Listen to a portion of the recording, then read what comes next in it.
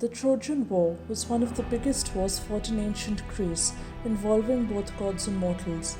It was fought between Troy and Greece.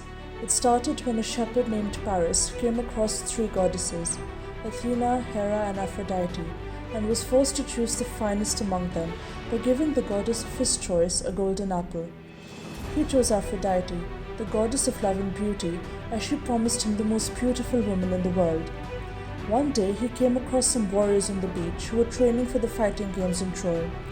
He found out that they were sons of Priam, king of Troy. He insisted on going with them to Troy and fighting them. He managed to overpower all of them except Prince Hector. Just as Hector was about to kill him, King Priam and Queen Hecuba noticed a strange birthmark on his chest.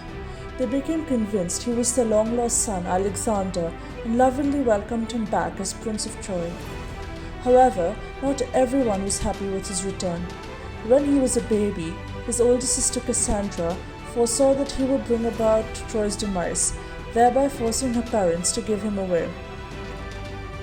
Paris soon adjusted to royal life, and his father decided to send him to Sparta on a diplomatic mission.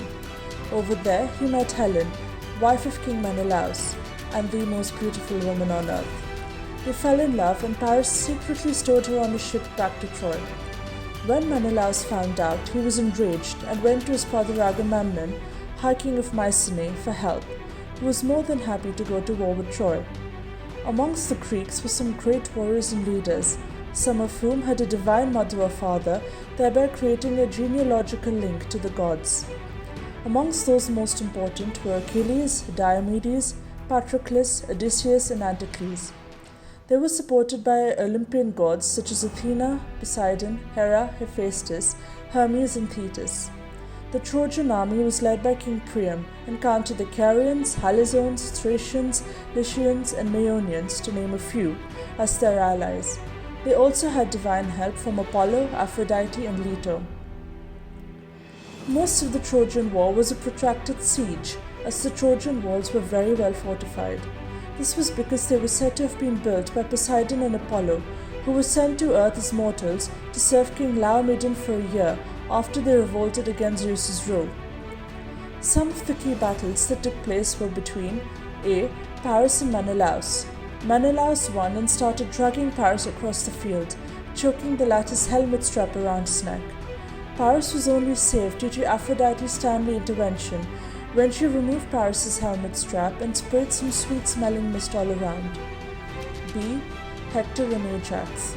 This was a draw, and both parted on friendly terms, with Hector giving Ajax a silver-hilted sword and Ajax giving Hector a purple robe. C. Hector and Achilles. This battle took place after Hector accidentally killed Achilles' companion Patroclus by mistaking him for Achilles. Achilles, swearing vengeance, killed Hector and dragged his body by the ankles attached to the chariots. This caused King Priam to sneak into the Greek camp and beg Achilles for his son's body back so that he could give him a proper funeral. The final act that led to the victory for the Greeks was the idea of a wooden horse. Odysseus, inspired by Athena, came up with this idea. First, the Greeks sailed off into the sunset, leaving behind a wooden horse for the Trojans as a sign of peace, but which in reality had hundreds of Greek warriors inside. When the Trojans took the horse inside the city and were enjoying a drunken celebration, the Greeks leaped out and decimated Troy. Most of the Trojans were slaughtered or enslaved. Only Aeneas survived, and he fled to Italy to start the Roman Empire. Helen was sent back to Argos. However, victory came at a price for the Greeks. The gods decided to punish them for the senseless sacking of Troy and performance of sacrilegious acts such as Cassandra's rape. Most Greek soldiers died on their way home, and those who did make it were faced with plenty of misfortune. The Trojan War has plenty of moral lessons we can learn from. The first is a disregard for law.